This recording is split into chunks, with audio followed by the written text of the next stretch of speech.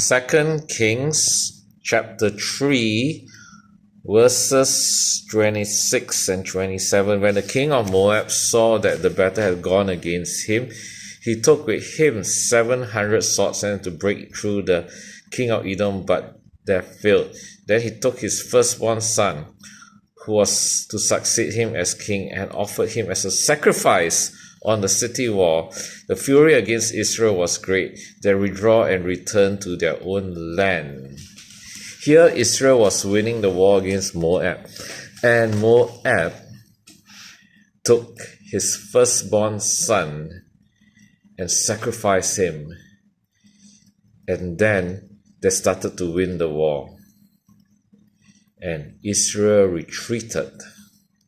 The fury against Israel was great, and the fury against Israel was great. They withdrew and returned to their own land.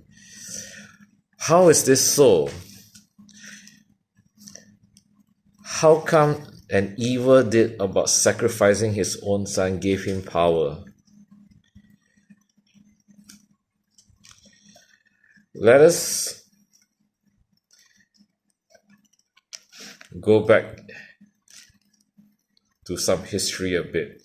Earlier in 2 Kings chapter 3 verses 1 to 3. Joram son of Ahab became king of Israel in Samaria in the 18th year of Jehoshaphat king of Judah, and he reigned 12 years. He did evil in the eyes of the Lord, but not as his father and mother had done. He got rid of all the sacred stone of Baal that his father had made. Nevertheless, he clung to the sins of Jeroboam son of Nebat, which he had caused Israel to commit. He did not turn away from them. So here is Joram being the king of Israel, and he did evil in the eyes of God. He led Israel against God into sin. So the Israelite army, or the Israelites, are basically living a sinful life led by the sinful king. So in this case, when Israel has gone towards the dark side, Moab king used a darker way to fight Israel by sacrificing his own son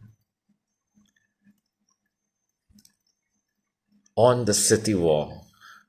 And this evil deed done by the Moab king gave him power to defeat the Israelites, to make them retreat, although Israelites were winning this war.